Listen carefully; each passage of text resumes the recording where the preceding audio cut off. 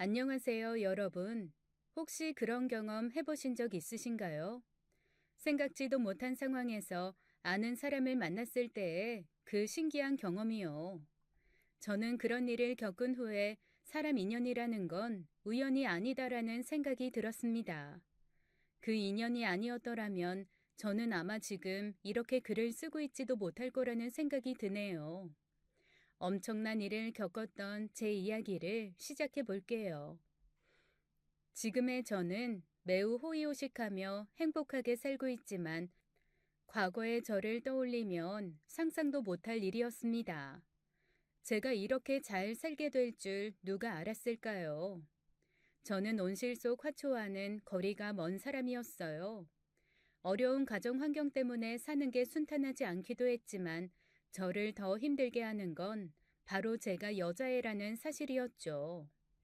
어렸을 때 저에겐 연년생 오빠가 있었습니다. 부모님의 차별 때문에 저에겐 조금 얄미운 오빠였어요. 제가 7살이 되던 어느 여름날 우리 가족은 여름 휴가를 떠났습니다. 오빠와 저는 강에서 튜브를 끼고 놀았죠. 그런데 놀다 보니 오빠의 장난이 점점 심해졌습니다. 제 머리를 눌러 물속에서 못 나오게 하기도 하고 저를 깊은 물로 끌고 가기도 해서 화가 났어요. 그래서 결국 오빠가 없는 쪽에 가서 혼자 놀게 되었죠.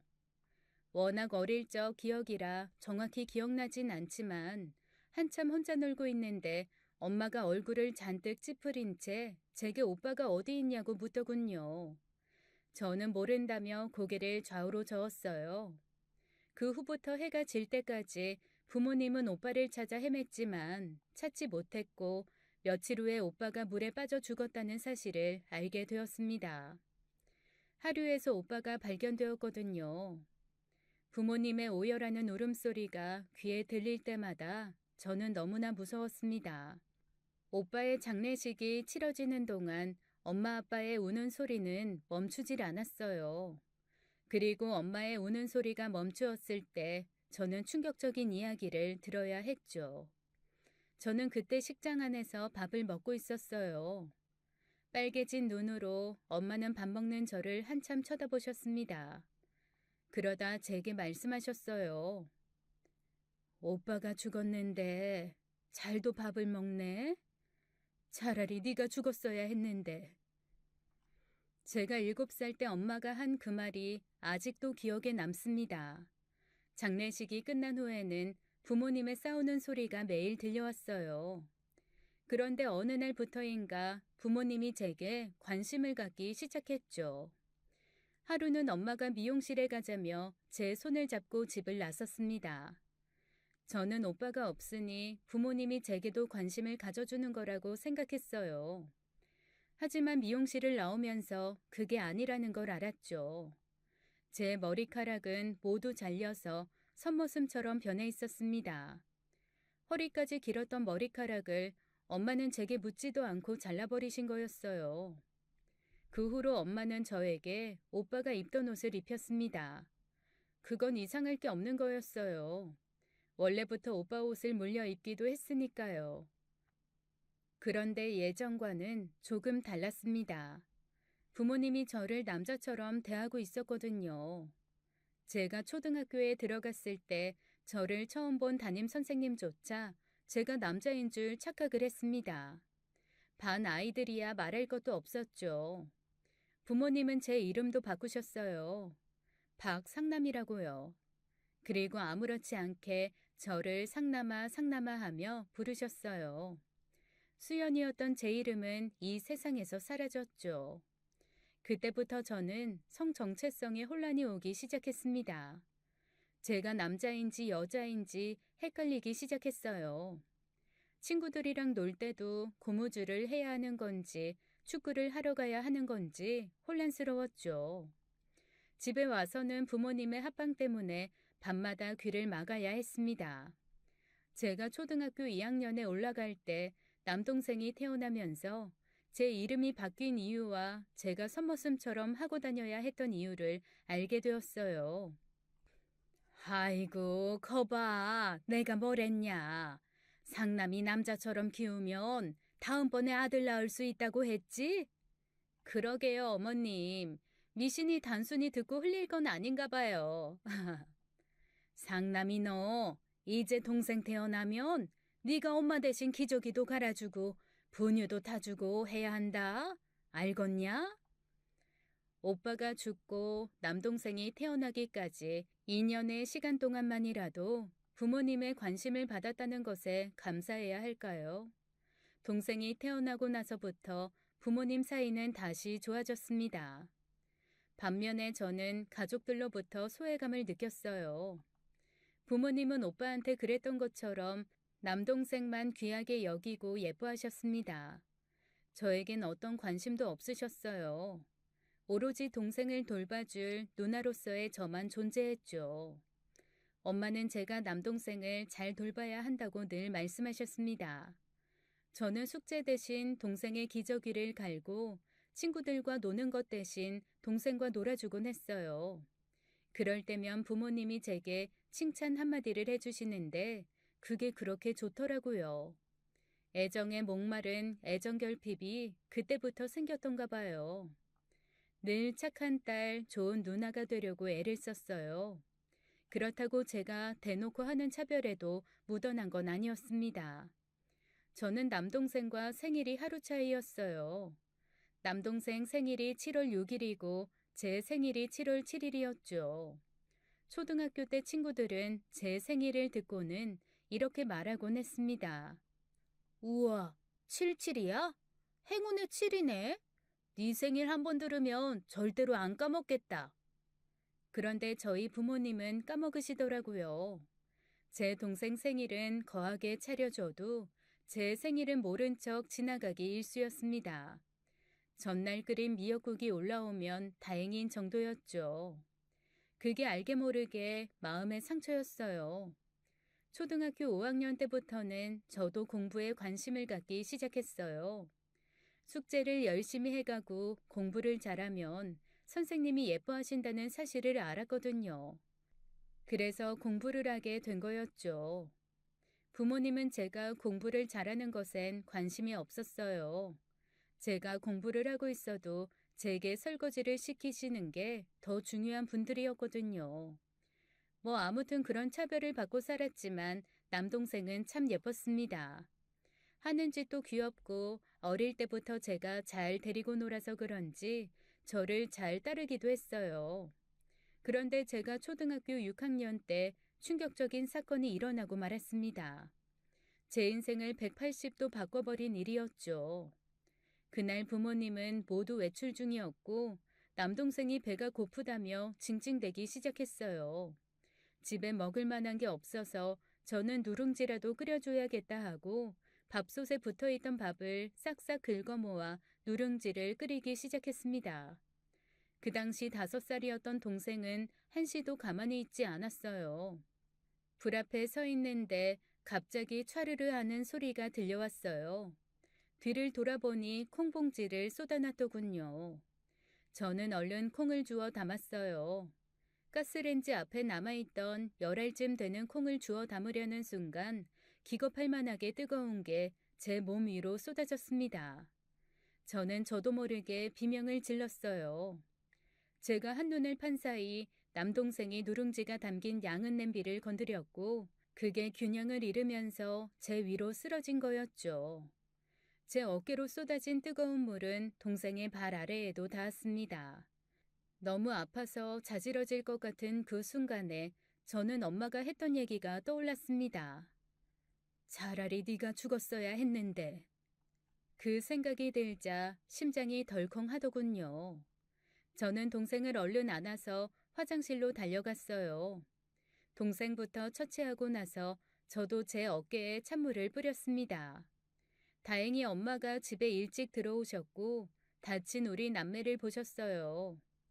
엄마, 다행히 상현이는 심하게 데이지 않았어요. 근데요, 엄마, 제 어깨가... 말을 다 마치기도 전에 눈앞에 번쩍하며 짝소리가 나더군요. 엄마가 제 뺨을 때리신 거였어요.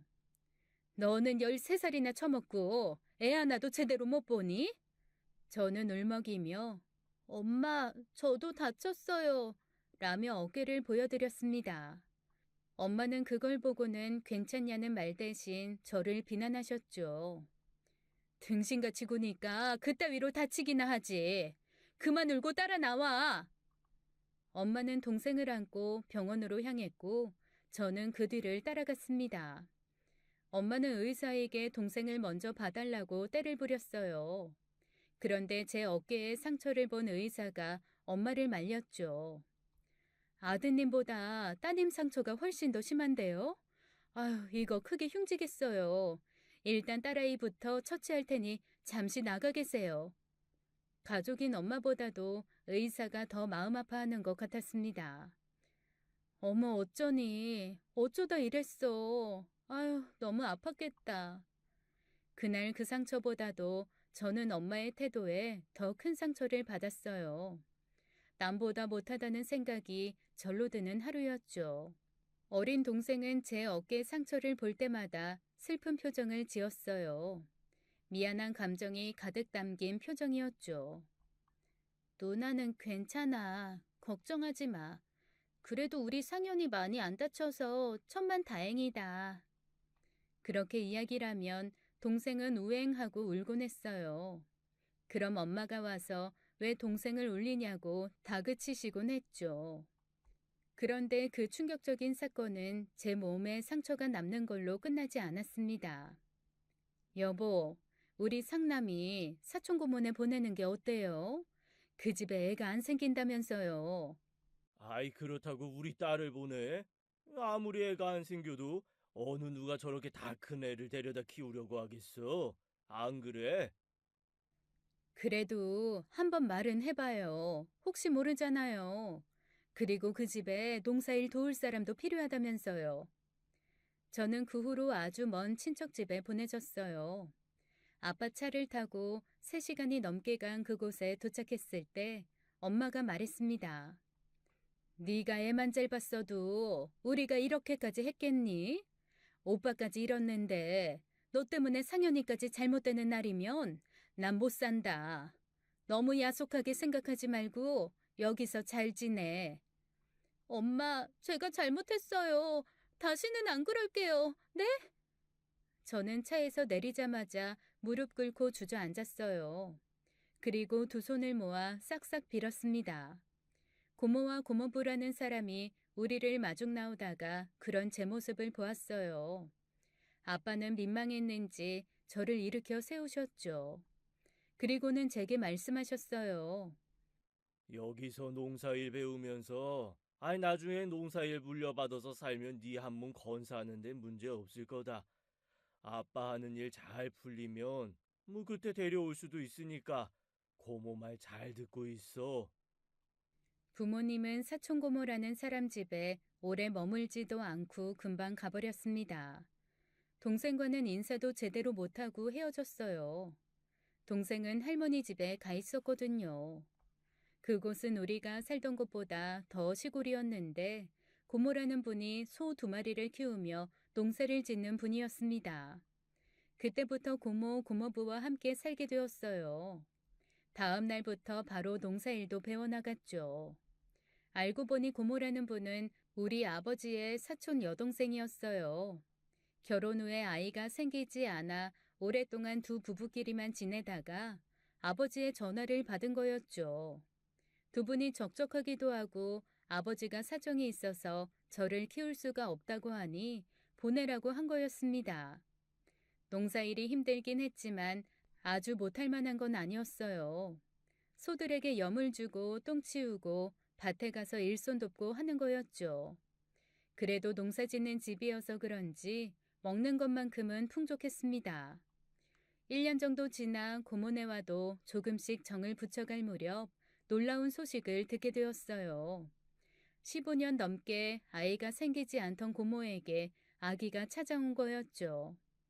저는 임신한 고모가 편하게 지낼 수 있도록 수발을 열심히 들었습니다. 농사일도 제가 더 많이 하게 되었어요. 아기가 태어날 때는 제 친동생이 태어난 것처럼 너무 기뻤죠. 고모, 축하해요. 아기가 너무 예뻐요. 이름은 뭘로 지으실 거예요? 글쎄, 아직 안 정했어. 고모는 그렇게 대답을 하며 고모부를 바라보았습니다. 그런데 두 사람의 눈빛에서 저는 이곳에 제자리가 없음을 느꼈어요. 고모와 고모부에게 아기가 생겼으니 더 이상 제가 필요 없을 테니까요. 아기가 100일을 넘어갈 무렵 고모부가 아버지와 통화했다는 사실을 알게 되었습니다. 고모와 고모부는 통화를 끝낸 후에 무척 난감해 하더군요. 형님이 뭐래? 뭐래긴요. 못 데려간다고 여기서 키우래요. 일자리까지 잃었다고 아들 하나 키우기도 벅차다네요. 아이, 그래도 설마 자기 자식을 나 몰라라 하겠어. 저더러 계속 키우던지 아니면 고아원에 보내라는데 말 다 했죠 뭐. 아이, 그럼 우리가 계속 키우던지. 어떻게 그래요? 우리 형편에 애 하나 키우는 것도 벅찬데요. 난 모르겠으니까. 아이, 당신이 알아서 해. 저는 그때부터 눈치를 보며 살아야 했습니다. 이 집에 붙어서 살려면 어떻게든 좋은 모습만 보여야 했어요. 아기 기저귀도 제가 직접 갈아주고 분유도 타주면서 고모는 편히 쉬게 했죠. 하지만 그럴수록 고모는 저를 더 불편해 하더군요. 고모가 저를 키우고 싶지 않아 한다는 걸 직감할 수 있었습니다. 아니나 다를까 아기가 돌잔치를 치르기 전에 저는 다른 집에 보내졌어요. 그때 제 나이 15살이었어요. 내가 아주 좋은 집에 너를 보내는 거니까 가서 시키는 것 잘하고 지내렴. 그 집이 아주 부잣집이라 아마 좋은 것 먹고 살면서 공부도 시켜줄지도 몰라. 하지만 그건 사실이 아니었어요. 고모는 소개비를 받고서 저를 식모로 넘긴 거였죠. 실제로 가서 살아보니 주인집 식구들이 먹다 남은 음식이 상하겠다 싶을 때쯤에야 제가 먹을 수 있었고 공부는커녕 집안일 하느라 하루가 모자랄 지경이었어요. 게다가 제가 그 집에 들어갈 때 저는 욕부터 들어야 했죠. 도대체 얼마나 싸길래 이런 어린애를 들여서 일을 시킨대? 하여간 이 집 사모도 정상은 아니네. 그러면서 저를 한껏 흘겨보더군요.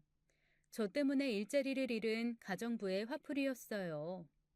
그 집에는 사장님과 사모님 그리고 2명의 아들이 살고 있었습니다. 큰아들은 사모님을 많이 닮았는데 이기적이고 성격이 모난 구석이 있었어요. 자기보다 못한 사람이다 싶으면 대놓고 얕잡아보고 무시하는 성격이었죠. 학교에서 싸움이 붙어서 사모님이 학교에 불려가곤 했는데 이야기를 들어보면 싸가지 없는 큰아들이 싸움의 원인이곤 했습니다. 반면에 작은아들은 과묵하고 진중한 성격이었어요. 공부도 꽤나 잘했습니다. 말이 별로 없어서 무슨 생각을 하고 있는지 알 수는 없었지만 길고양이에게 밥을 챙겨주는 걸 보면 마음씨는 착한 것 같았죠. 작은 아들은 사장님을 닮은 듯 했습니다. 저는 어른이 되기 전까지는 무조건 이 집에서 잘 지내보자는 굳은 마음을 먹었어요. 여기서 한 번 더 쫓겨난다면 더 이상 절 받아줄 곳도 없을 거라는 생각 때문이었죠. 고모로부터 부모님의 연락처를 받았지만 전화를 걸어도 없는 번호라고 나왔습니다. 그때부터 완전히 부모님과는 연락이 끊겼어요. 나중에 성인이 되어서 기억을 더듬어 찾아가 보았지만 모르는 사람이 살고 있었죠. 아무튼 그 당시 저는 연고 하나 없이 살아가려니 눈치를 잘 봐야 했고 빠릿빠릿하게 움직여야 했어요. 그래서 사모님은 저를 마음에 들어 했죠. 고모에게 돈을 한번 건넨 후에는 돈 한 푼 안 들어가는 애가 알아서 척척 일을 했으니까요. 그래도 정말 좋았던 건 학교에 다닐 수 있었던 것입니다. 고모가 저를 보내면서 학교만큼은 꼭 보내달라고 그랬다네요. 그럼 일을 잘할 거라는 말까지 덧붙여서요. 그렇게 얘기를 해두었던 게 잘 먹힌 모양이었습니다. 저는 학교에 다니는 게 인생의 낙이었어요. 학교를 다녀온 후에는 공부할 시간도 없이 일만 해야 하긴 했지만요. 저는 어느덧 고등학생이 되었고 제 몸도 전과는 아주 달라졌습니다. 짧았던 머리카락도 길어지고 2차 성징이 오면서 가슴도 커졌어요. 그러자 큰아들이 제게 관심을 보이더군요. 그전까지만 해도 제게 한여라고 부르며 싸가지 없이 굴던 사람이 말이에요. 저를 인간 취급도 안 하던 아들이 어느 날부터 저에게 불편한 관심을 주고 있었어요. 하루는 제게 사랑 고백 편지를 내밀더군요. 읽어봐. 내 사랑 고백 편지니까. 그러면서 음흉하게 크크 웃어 보이는데 굉장히 기분이 나빠지더군요. 큰아들이 그 자리에서 바로 읽어보라는 강압적인 말에 억지로 편지를 읽게 되었어요. 고3 남자아이가 썼다고 하기엔 너무나도 몹쓸 내용이었습니다. 어떻게 학생인 사람 머리에서 저런 생각을 할 수 있나 싶을 정도였어요. 그걸 본 저는 수치심을 느끼며 편지를 쓰레기통에 넣어버렸죠. 야, 이씨. 내가 이거 쓰느라 얼마나 고생했는데 이걸 왜 버려? 혹시 나랑 막 그럴 상상하니까 부끄러워서 그래? 저는 화가 나기도 하고 당황스럽기도 해서 얼굴이 빨개진 채 그 자리를 벗어났습니다. 큰아들의 희롱은 그 후로도 계속되었어요. 하루는 제가 하교하고 집에 돌아오는 길이었습니다. 사모님 댁 옆으로 경매가 걸려 비어있는 집 하나가 있는데 그 집과 사모님 댁 사이에 좁은 골목길이 있었어요. 그 골목을 스쳐 지나가는데 어두운 그림자 하나가 빠르게 다가오는 게 느껴졌죠. 저는 너무 놀라 전력 질주를 하며 사모님 댁 대문을 지나서 들어갔습니다. 저를 쫓아오는 건 그대 큰아들이었어요. 큰아들 손에 가방이 낚아채일 듯이 가까워진 순간 대문 앞에 있던 사모가 그걸 보게 되었습니다. 지금 둘이 뭐하니? 위에서 아래로 깔아보듯이 저를 한번 보고는 큰아들을 쳐다보았죠. 에헤, 아이 뭐 하긴요. 집에 빨리 들어오려고 뛰어왔죠. 빨리 와서 공부하려고요. 능글맞게 변명을 늘어놓는 큰아들을 뒤에 두고 저는 슬그머니 집 안으로 들어갔습니다. 뒤를 돌아보니 사모님이 저를 째려보고 있었어요. 저는 도간에 든 쥐처럼 하루하루 긴장의 끈을 놓을 수가 없었습니다. 시도 때도 없이 제 앞에 나타나는 큰아들 때문에 저는 신경쇠약에 걸릴 지경이었어요. 그러던 어느 날이었어요. 사모님이 제사를 지내야 하니 제기를 가져오라고 시키셨죠. 저는 평소에 아무도 드나들지 않는 지하 창고로 내려갔습니다. 그런데 그곳에서 기겁할 만한 걸 보게 되었어요. 그건 바로 큰아들의 낡은 이불이었죠. 그 이불은 사모님의 지시로 제가 며칠 전에 버린 이불이었어요. 그런데 그 이불이 지하 창고에 깔려 있는 거였습니다. 누가 그 짓을 해놨는지 뻔했어요. 사모님께 말해야 하나 고민하다가 금방 그 생각을 접었답니다. 괜히 미움을 사서 이 집에서 쫓겨날까 봐서요. 갈 곳 없는 제가 참고 피하는 수밖에 없다고 생각했어요. 저는 이불을 다시 싸서 밖에 내다 버렸습니다. 그 이불을 내놓자마자 쓰레기차가 와서 가져갔어요. 그것도 모르고 큰아들은 그날 밤 설거지를 하는 제게 다가와서는 조용히 말하더군요. 한여야, 이 제기들 너가 창고에서 가져왔어? 네, 그럼 받겠네. 우리 신방 말이야. 내가 우리 첫날 밤 치르려고 신방 차려놨는데. 제 머리카락을 쓸어 넘기는데 소름이 끼쳐왔습니다. 그런데 바로 그때였어요. 형, 여기서 뭐해? 아버지가 부르셔. 올라가 봐. 작은 아들 덕에 그 상황을 피할 수 있었어요. 작은 아들의 도움은 그 후에도 이어졌죠. 큰아들이 골목길에 숨어서 저를 기다릴 때마다 저는 반대편 골목길을 이용해서 집에 들어와야 했습니다. 가까운 길을 두고 먼 길을 돌아와야만 했어요. 멀긴 했지만 안심이 되어서 마음이 조금 놓이더군요. 하지만 그것도 길게 가진 않았습니다. 제가 반대편 길로 다닌다는 걸 알았나 봅니다. 큰아들이 반대편 길에서 저를 기다리고 있는 줄도 모르고 집으로 가는 길이었어요. 그런데 골목길에서 누군가 저를 끌어당겼고 저는 골목길 안으로 빨려들듯이 끌려갔죠. 소리를 지를 뻔했는데 저를 잡아당긴 사람의 얼굴을 보고는 놀랐습니다. 그건 큰아들이 아닌 작은 아들이었어요. 작은 아들은 소리를 내지 말라는 듯 입에다 손가락을 갖다 대고는 주위를 두리번거렸습니다. 그리고는 작은 목소리로 제게 말했어요. 형이 주변에 있어. 조용히 해. 좁은 공간에 청춘 남녀가 가까이에 붙어 있게 되었습니다. 작은 아들의 숨결이 제 목에 닿았어요. 저는 얼굴이 화끈거리며 가슴이 두근거렸죠. 그때부터였어요. 작은 아들과 제 사이에 오묘한 감정이 들기 시작한 게요. 작은 아들은 제 형으로부터 저를 지켜주러 나타나곤 하더니 어느새 저와 가까운 사이가 되어 있었죠. 우리 둘은 집안 사람들 몰래 만나기 시작했어요. 제가 20살이 되었을 때 집 밖에서는 서로의 마음을 거침없이 표현했습니다. 그 사람이 대학을 다니고 있었고 큰아들이 군대에 가 있었을 때 우리의 사이는 들키고 말았어요.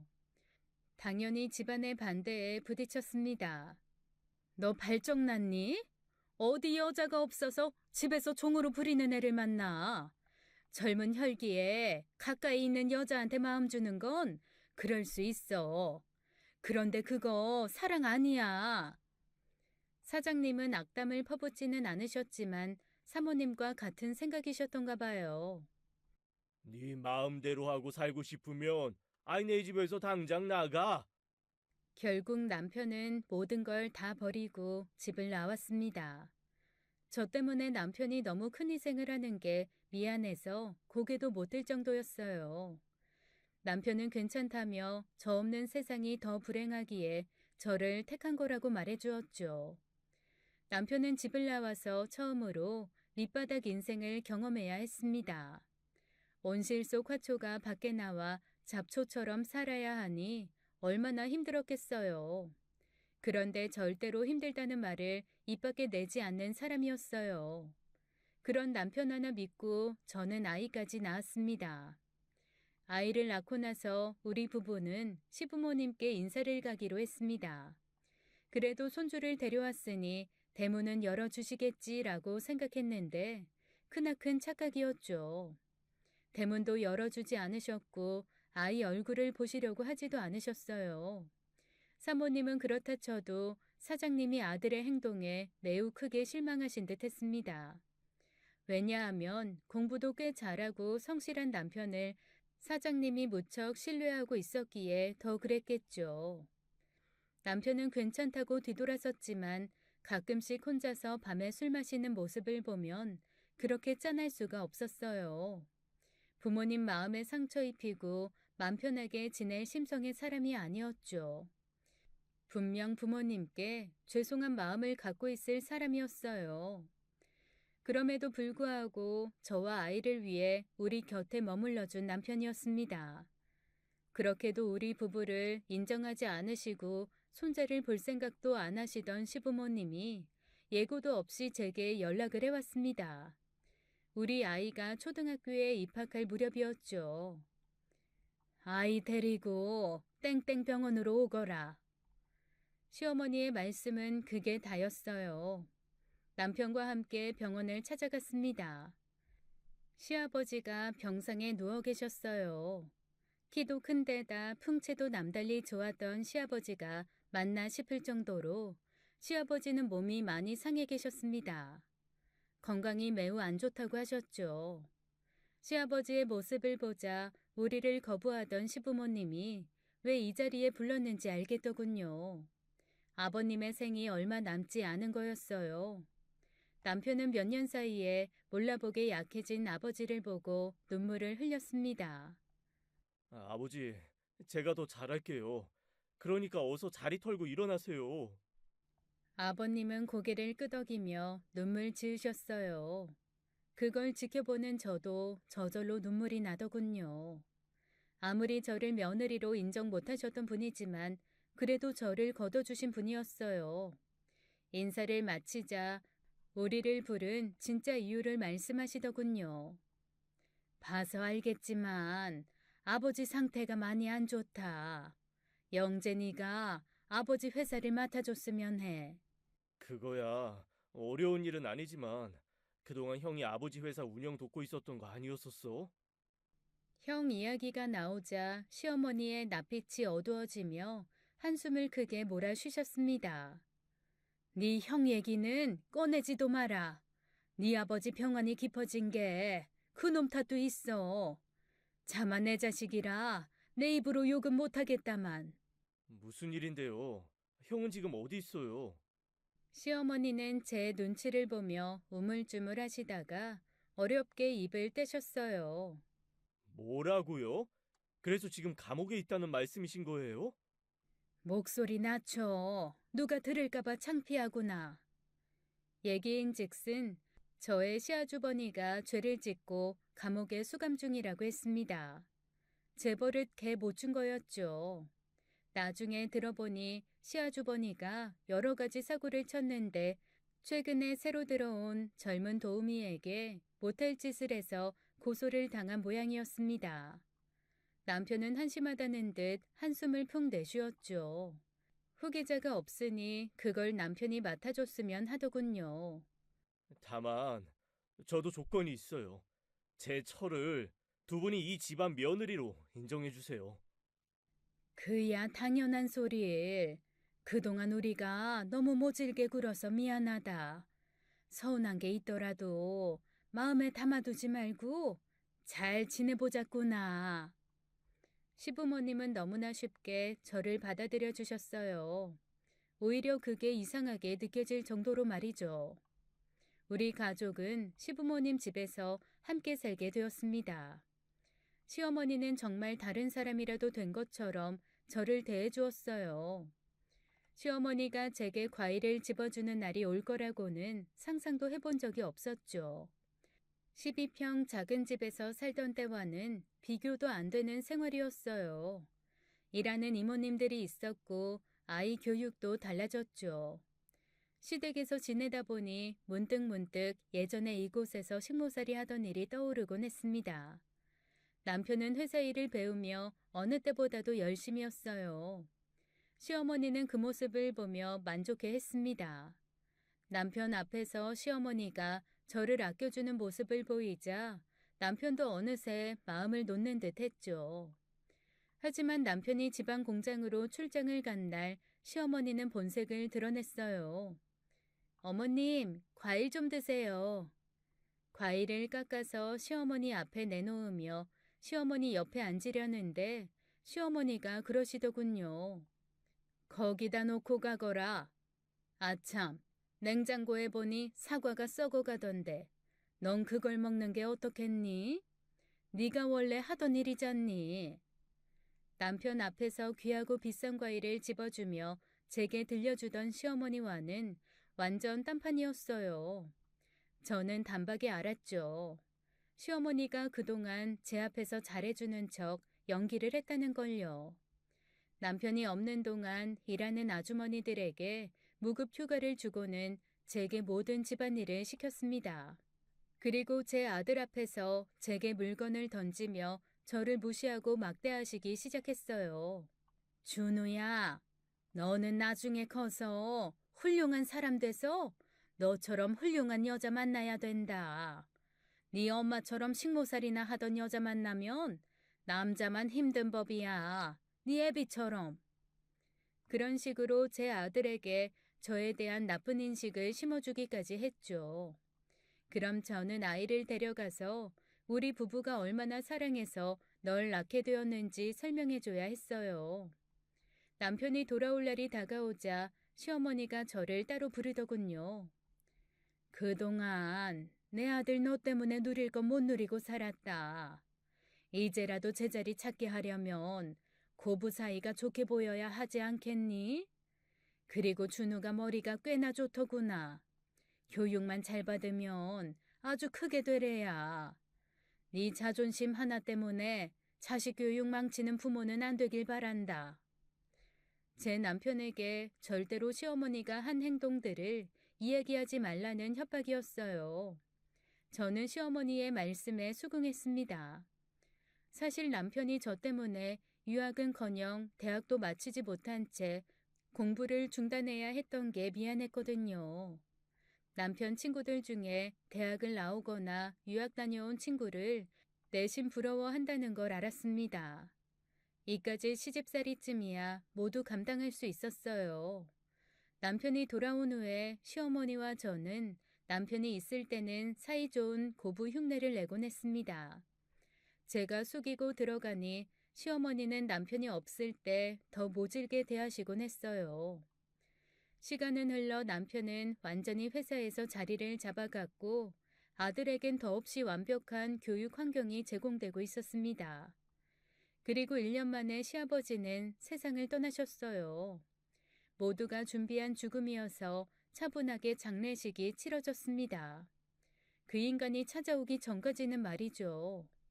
누가 왔다고 해서 인사를 치르려고 나왔는데 눈앞에 기겁할 만한 인물이 서 있었어요. 이야, 이게 누구야? 우리 하녀가 상복을 입고 있네. 이제 우리 가족 된 거야. 이 형이 어떻게 여길? 내가 소에 연락해서 부친상 알렸다. 알고 보니 시어머니가 교도소에 연락해서 사망진단서 등 서류 제출을 하고 시아주버니를 부른 거였습니다. 아주버님은 회사에 대해 묻더니 남편이 회사를 경영하고 있다는 말에 길길이 날뛰더군요.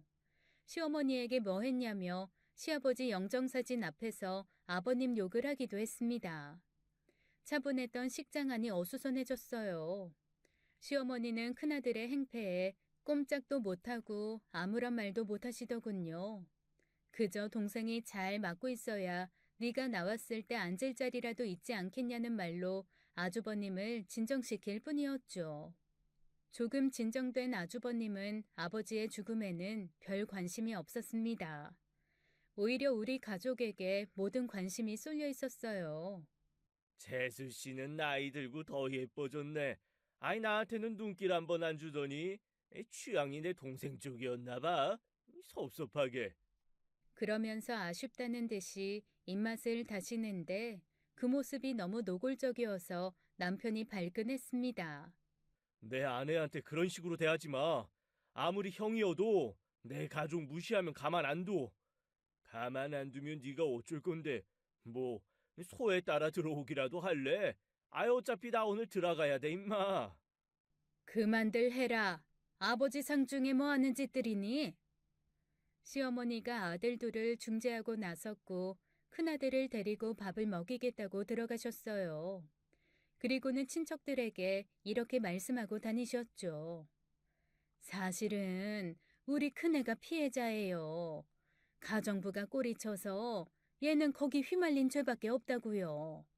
이래서 사람을 잘 들여야 되는데 우리 애가 운이 나빴지.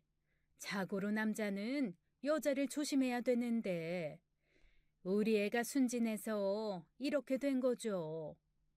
시어머니의 자기 논리는 기가 찰 정도였어요.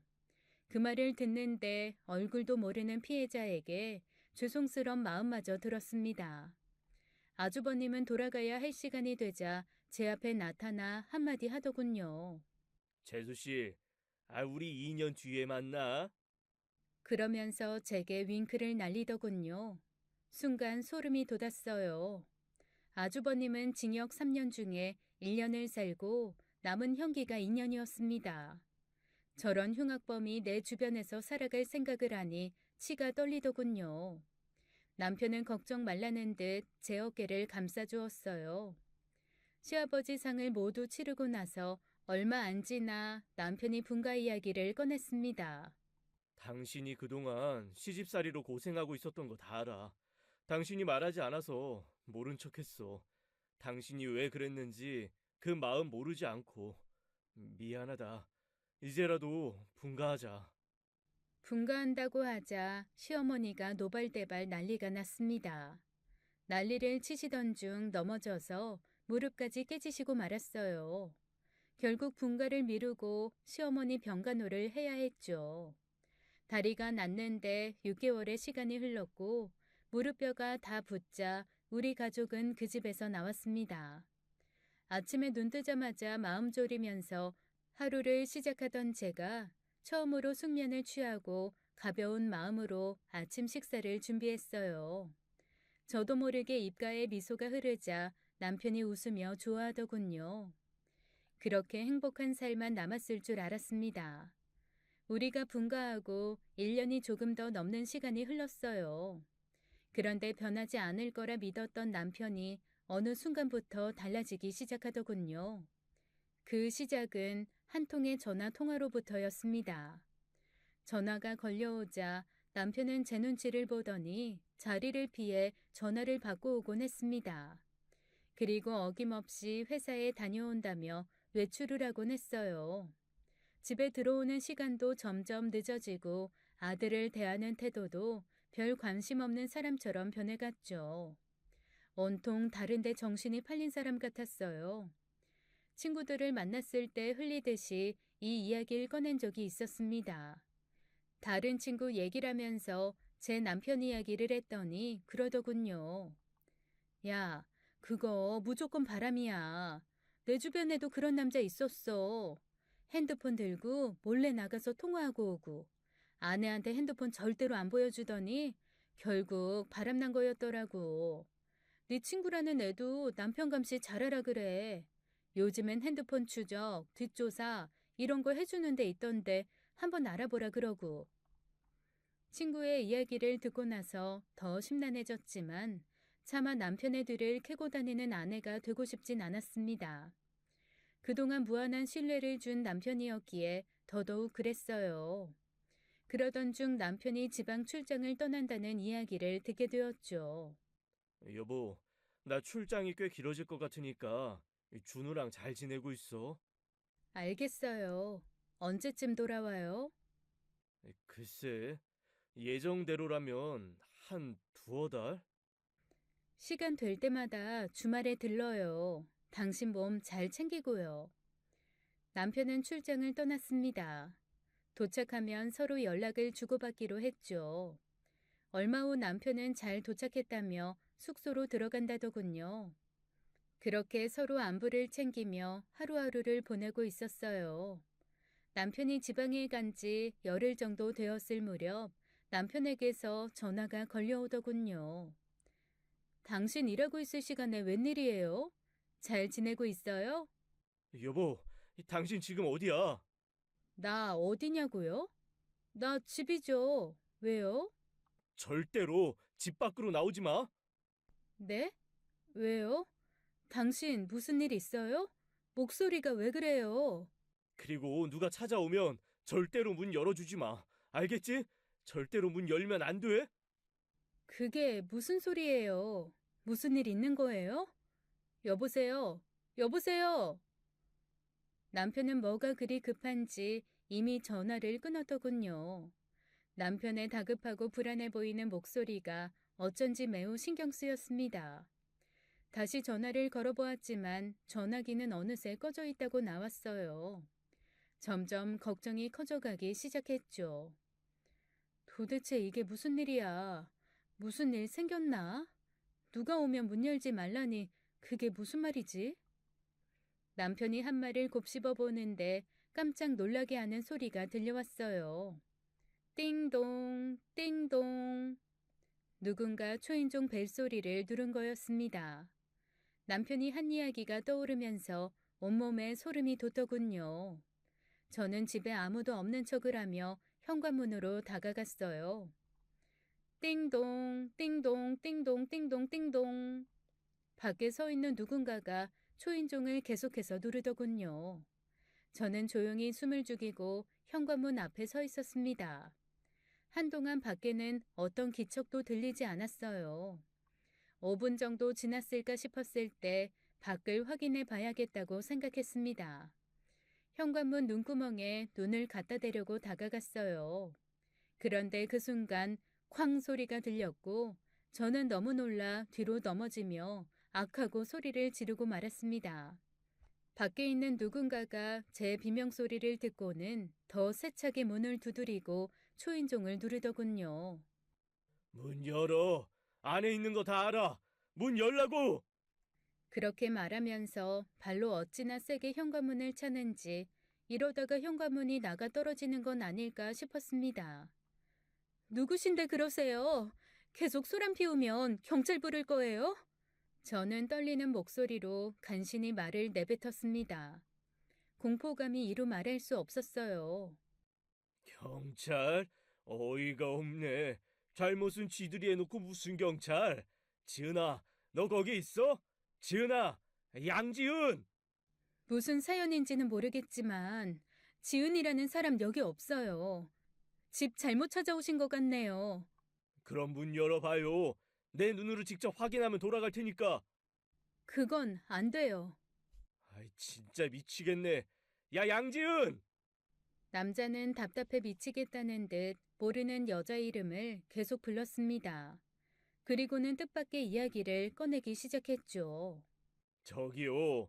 그쪽 남편이랑 내 아내랑 바람났어요. 알기나 해요? 너무나 예상치 못한 이야기를 듣게 되니 아무 생각도 들지 않더군요. 그 남자는 계속 이야기를 했습니다. 아내가 며칠 전 집을 나가 사라졌다더군요. 자기 아내와 바람난 남자 집 주소가 여기여서 찾아오게 되었다는 얘기였어요. 아내가 바람 피운 남자가 땡땡 회사를 운영하는 회사 대표라는 이야기에 저는 자리에 주저앉고 말았습니다. 제 남편이 맞았으니까요. 그동안 이상한 남편의 행동들과 의문의 전화가 떠오르며 저도 모르게 순간 의심이 들었습니다. 그 남자는 아내가 사라진 날짜를 이야기하며 당신 남편은 어디 있냐고 묻더군요. 전 아무 대답도 하지 못했어요. 왜냐하면 그 날짜는 남편이 출장 간 날과 같았거든요. 아내가 사라지기 전부터 조짐이 있긴 했어요. 그쪽 남편이랑 낮이고 밤이고 몰래 통화하고 연락을 주고받더라고요. 그래도 내 아내니까 의심하지 말자 하면서 놔뒀는데 이렇게 하루아침에 둘이 바람나서 집 나갈 줄은 진짜 생각도 못했습니다. 내 남편이 아닐 수도 있잖아요. 그렇게 함부로 알지도 못하는 내 남편 의심하지 말아요. 이 아줌마도 되게 미련하네. 아줌마, 나도 처음엔 아줌마처럼 내 아내가 그럴 리 없다. 그러면서 철석같이 믿었어요. 내 아내가 집 나가기 전에 뭐라고 했는지 알아요? 자기는 땡땡 회사 사모님 될 거라고 그랬어요. 또 남편의 회사 이름이 거론되었습니다. 나는 남편을 믿는다고 속으로 외치면서도 제 마음에 약간의 의심이 들기 시작하는 건 어쩔 수 없었어요. 너무나 정황들이 맞아 떨어졌으니까요. 마치 퍼즐이 맞춰지는 것처럼 남편이 바람난 남자처럼 보이더군요. 남편한테 배신당한 거 억울하지 않아요? 같이 복수해야 되지 않겠냐고요. 남자가 억울해 미치겠다는 듯 흐느껴 우는 소리가 들려왔습니다. 남편이 절대로 문을 열어주지 말라고 했는데 혹시 자신이 바람 피운 게 들킬까봐 일부러 겁을 주며 문을 못 열게 하려던 게 아닐까라는 생각까지 들더군요. 마음속으로 계속 갈등했죠. 문을 열고 저 사람을 들여서 더 깊은 이야기를 나눠보고 사실 여부를 확인해 봐야 하는지 아니면 남편 말대로 절대로 문을 열어주지 말아야 하는지 말이에요. 그렇게 고민하는 순간 바깥에 엘리베이터 열리는 소리가 들리면서 사람들이 우르르 내리는 듯 소란스러운 소리가 들리더군요. 앞집에 사는 이웃이 성당에 다니는데 아마도 신부님과 성당 사람들이 온 것 같았어요. 가끔씩 기도하러 방문하는 걸 몇 번 본 적이 있었죠. 그 성당은 앞집 사람의 소개로 저도 가끔 가는 곳이었습니다. 우리 집 앞에 이상한 남자가 울고 있는 걸 본다면 이상하게 소문이 나지는 않을까 순간 걱정이 되더군요. 저는 결국 문을 열어주었어요. 그 남자가 적어도 거짓말을 하는 것 같지는 않았거든요. 저는 살며시 문을 열었습니다. 문을 열어보니 역시나 신부님과 성당 사람들이더군요. 저는 대충 인사를 하고는 그 남자에게 들어오라고 했습니다. 그 남자가 완전히 현관 안으로 들어서고 철문이 닫혔어요. 남자는 저보다 대여섯 살은 좋기 어려 보이더군요. 얼굴엔 수심이 가득해 보였어요. 저 물 한 잔만 주세요. 저는 물을 들어가면서도 그 남자를 계속 힐끔힐끔 살폈습니다. 남자는 식탁 위에 놓인 재산세 고지서를 보더군요. 미처 치워놓지 않은 것이었는데 물을 건네주면서 빠르게 치웠어요. 박상남? 하, 왜 하필 박상남이야? 기분 못 갔네 진짜. 남자는 혼잣말로 중얼거렸습니다. 저는 그 말이 무슨 뜻인지 그때는 몰랐어요. 그 남자는 물을 한 잔 단숨에 벌컥벌컥 비워냈어요. 그런데 그때부터 분위기가 이상했습니다. 그가 저를 이상한 눈빛으로 바라보더군요. 순간 본능적으로 도망쳐야겠다는 생각이 들었고 그 남자도 그걸 느꼈는지 저를 잡으려고 다가오더군요. 전 안방 쪽으로 재빨리 달려갔어요. 그 사람이 무섭게 쫓아왔고요. 방문을 걸어 잠그려는데 그 남자가 문을 비집고 들어오려 했습니다. 악을 쓰며 문을 걸어 잠그려는데 제가 힘에서 밀리고 말았어요. 문은 벌컥 열렸고 그 남자가 덮쳐왔죠. 그 남자가 저를 잡아 침대로 던지는 바람에 저는 침대 위로 쓰러졌습니다. 이게 무슨 짓이에요? 이러지 말아요. 같이 복수하자면서요. 이게 내 복수야. 저는 거의 살려달라고 애원하며 발버둥 쳤고 그 남자는 제 옷을 거의 잡아 뜯었어요. 윗옷이 거의 반쯤은 벗겨졌죠. 필사적으로 막고 있었는데 갑자기 그 남자가 하던 행동을 멈추더군요. 저는 그 틈에 빠져나와 옷을 추스르고 벽으로 붙어 섰습니다. 저는 화장대 위에 놓여있던 가위를 집어들어 방어했어요. 당장 나가! 당장! 그런데 남자의 표정이 이상했어요. 무언가에 굉장히 놀란 듯한 표정을 짓더군요. 그 남자의 눈길이 향한 곳을 보니 제 어깨에 난 화상 자국이었습니다. 저는 옷을 추슬러 화상 자국을 가리려고 했어요. 그 남자는 제 얼굴을 빤히 바라보더니 말하더군요. 혹시 박상남이 남편 이름이 아니라 당신 이름이었어? 그래. 그게 뭐 어쨌는데. 저는 가위를 앞세우고 여전히 경계심을 늦추지 않고 있었어요. 그런데 그 남자가 전의를 상실한 사람처럼 전혀 엉뚱한 이야기를 시작하더군요. 존댓말까지 써가면서요. 혹시 이 옛날에 동생 있지 않았어요? 갑자기 무슨 소리 하는 거야? 내 동생은 왜? 내 이름 박상현인데 혹시 나 알아요? 순간 저는 손에 들고 있던 가위를 떨어뜨렸습니다. 설마 이런 우연이 있을 리 없다고 생각했어요. 내 집에 쳐들어온 괴한이 어릴 적 헤어져 연락 끊긴 동생일 리 없었습니다. 그 당시 내 나이 13살이었고 동생은 5살이었어요. 저는 기억하더라도 그 어린애가 절 기억할 리도 없었죠. 나 어릴 적에 나 때문에 어깨에 화상 입은 누나가 있었는데요. 그 누나 이름이 박상남이었거든요.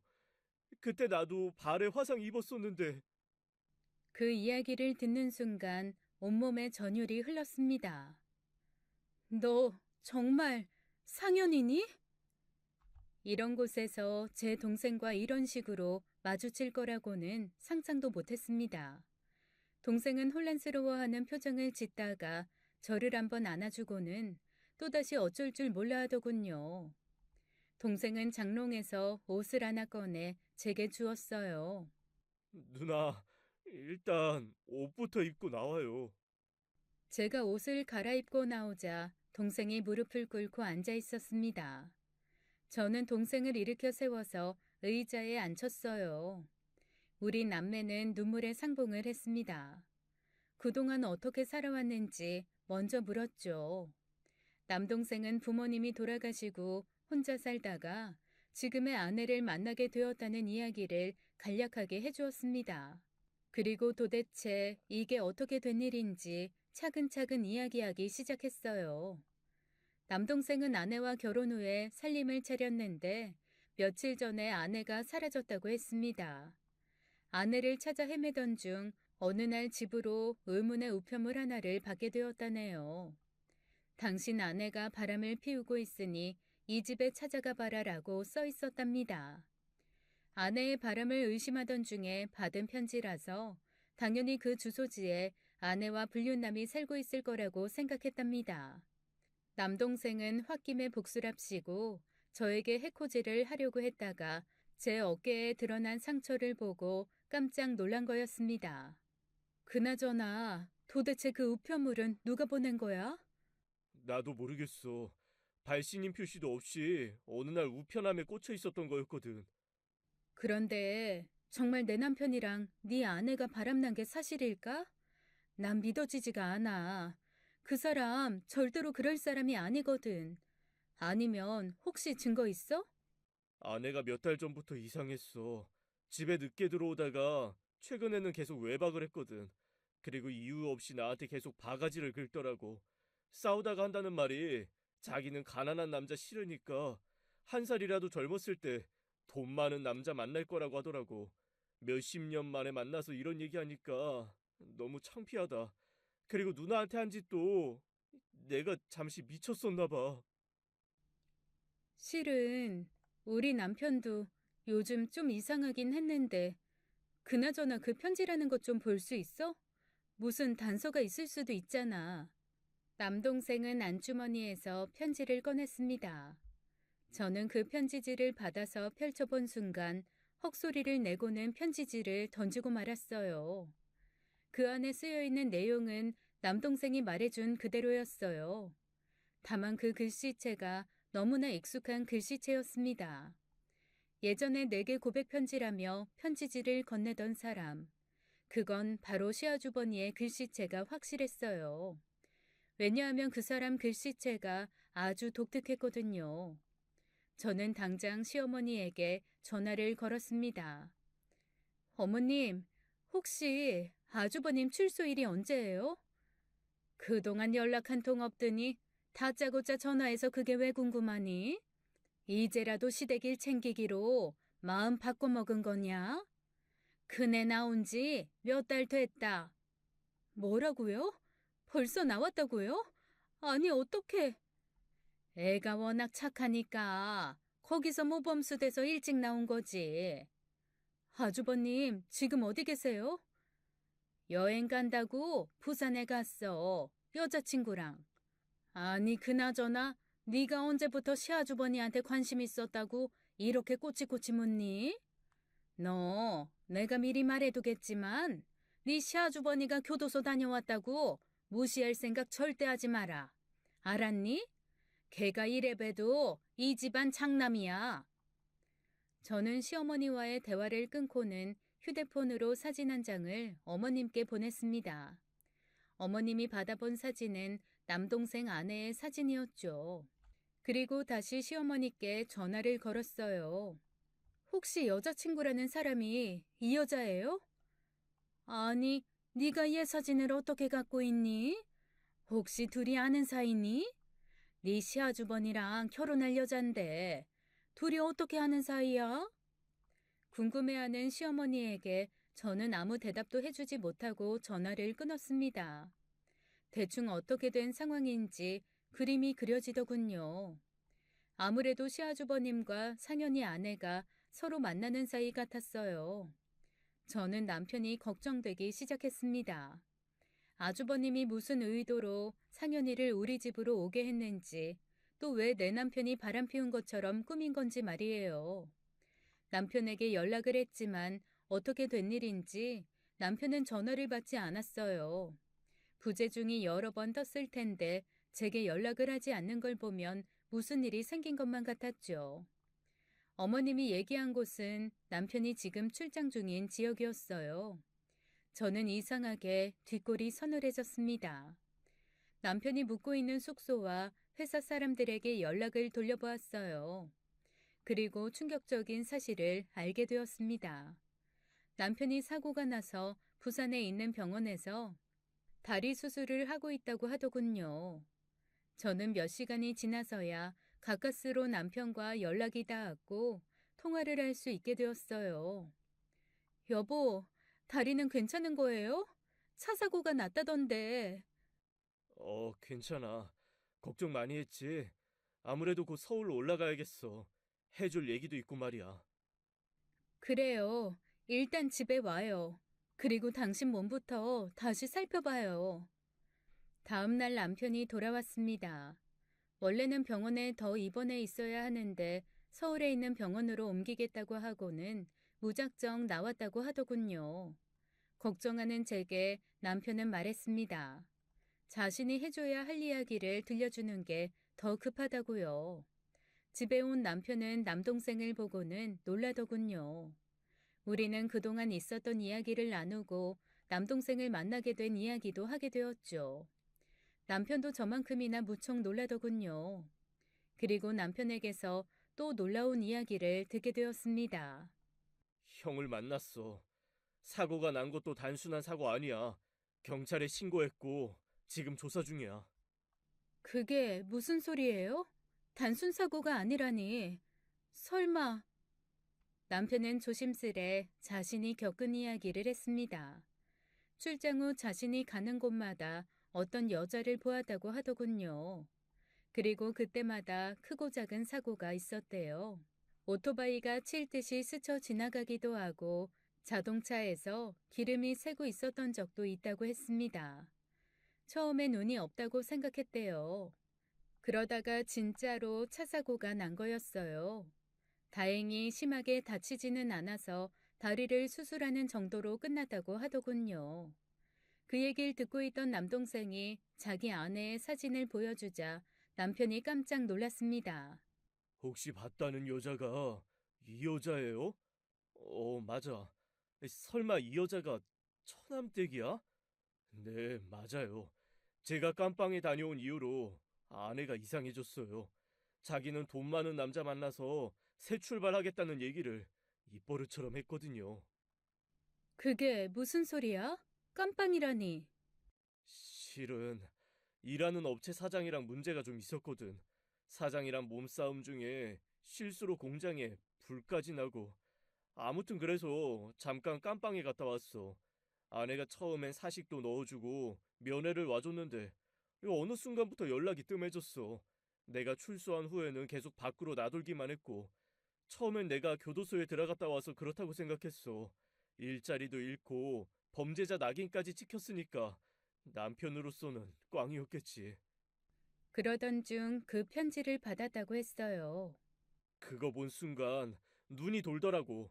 자기 때문에 내가 깜빵까지 갔는데 아내라는 여자는 다른 놈이랑 붙어 먹었다고 생각하니까 참을 수가 없었어. 그래서 그 주소지 들고 찾아가서 다 끝장내려고 했어. 그리고 내 삶도 끝내고 그게 누나랑 매형인 줄도 모르고 말이야.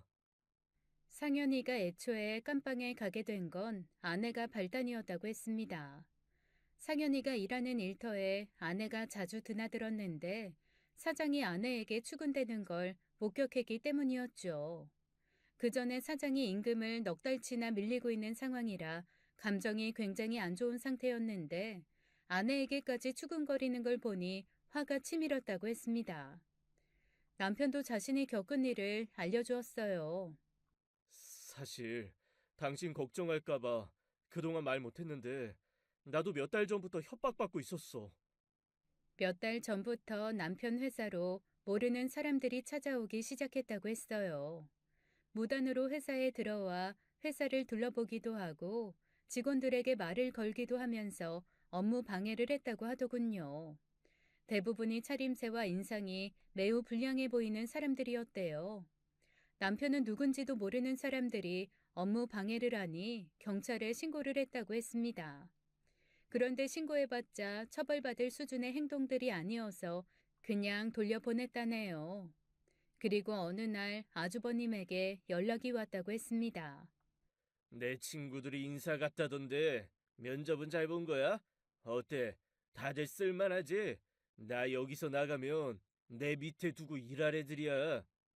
남편은 말도 안 되는 소리 하지 말라고 했답니다. 회사 소유는 시어머니지만 경영은 모두 남편이 맡아서 하고 있었어요. 그런데 갑자기 형이 회사 일을 맡겠다고 하니 황당했다고 했죠. 어머니가 형이 경영 맡는 걸 동의할 리가 없어. 이 자리에 형 자리는 없으니까 다른 일 알아봐. 그런데 정말 황당하게도 시어머니가 형과 함께 회사에 나타났다고 했습니다.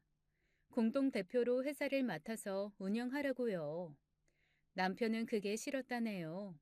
왜냐하면 회사 직원들이 형을 많이 무서워하고 싫어하더래요. 특히 여직원들은 더 그랬겠죠. 남편은 어머님을 설득하려고 자주 찾아갔는데 시어머니의 뜻을 꺾을 수가 없었대요. 아무리 아주버님이 범죄자여도 이 집안의 장남이라는 거였죠. 어머니가 소유자니까 어머니 마음대로 형을 공동대표로 앉힐 수는 있지만 내가 못하게 막았어. 형이 대표 자리에 앉으면 회사 직원들이 전부 퇴사하겠다고 했거든. 그리고 나랑 회사를 따로 차려서 나가겠다고 하니 어머니도 함부로 어쩌지 못하셨고. 직원들이 힘을 합쳐준 덕분에 당장 형이 대표 자리로 들어오는 걸 막았다고 했습니다. 그런데 문제는 그 다음부터였대요. 형이 압박을 가한 거였어요. 모르는 사람들에게 전화가 와서 협박하고 겁을 주더랍니다. 그런 전화를 받는 걸 알면 제가 걱정할까봐 몰래 전화를 받곤 했다고 했습니다.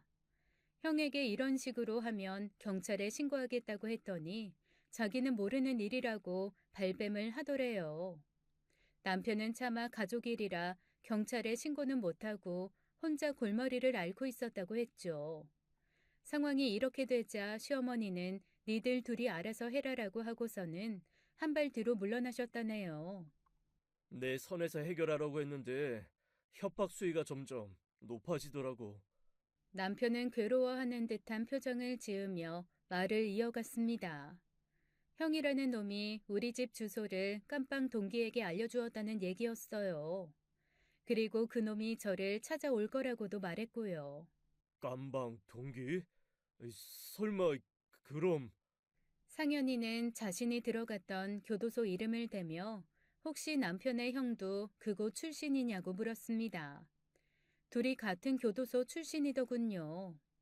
아주버님의 이름을 들은 상현이는 놀라더군요. 아는 사람이라고요.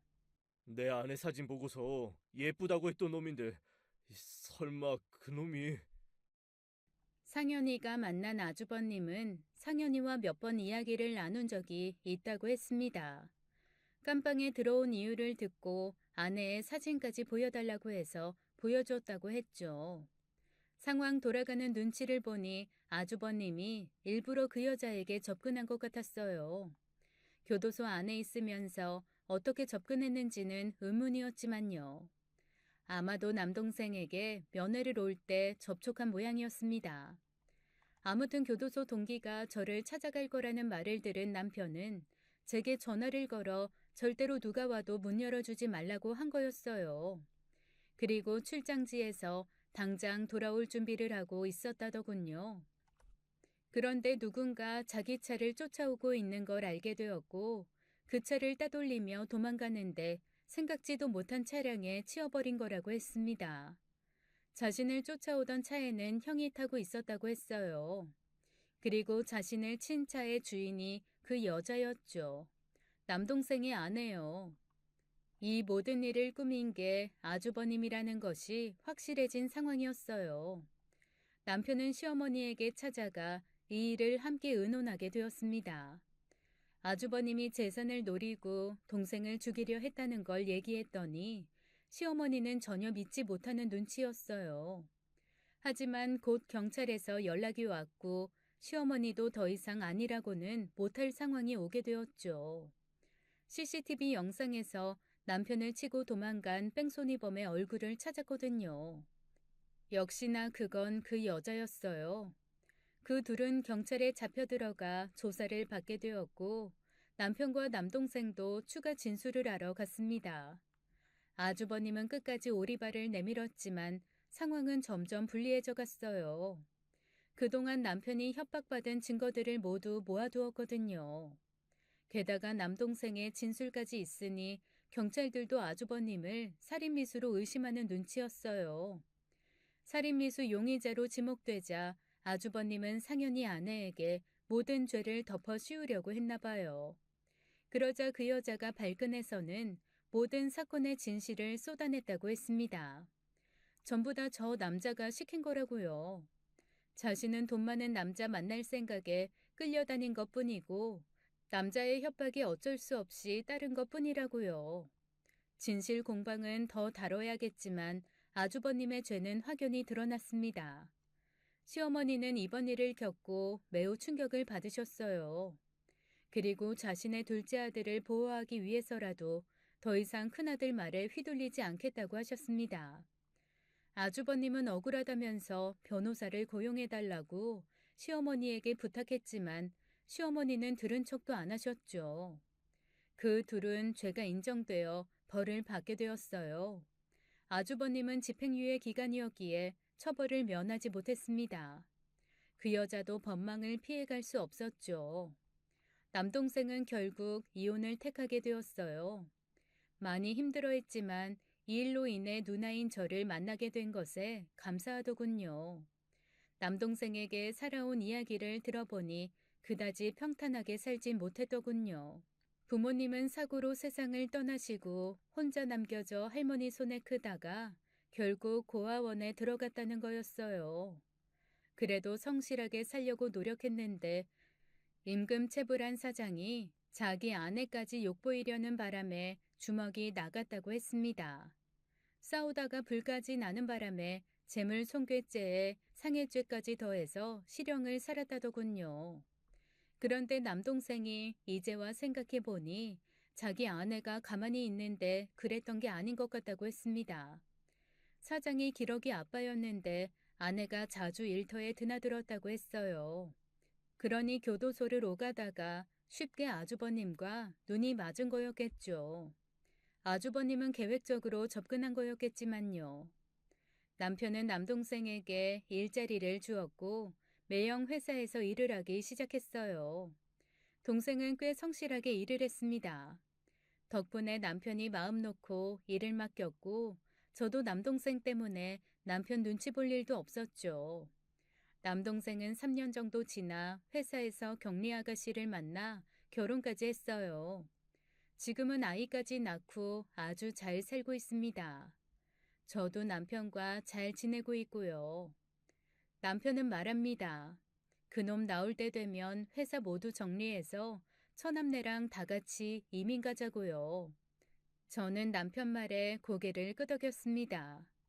만약 그날 남동생이 아닌 다른 사람을 맞닥뜨렸더라면 무슨 일이 벌어졌을지 생각만 해도 아찔합니다.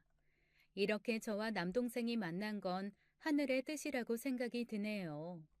부디 우리 가족 모두 무탈하게 남은 여생 잘 지냈으면 하는 바람입니다. 긴 사연 들어주셔서 감사합니다. 지금까지 사연 읽어주는 남녀였습니다. 끝까지 시청해주신 여러분 감사드리며 저희는 다음 사연으로 돌아올게요. 감사합니다.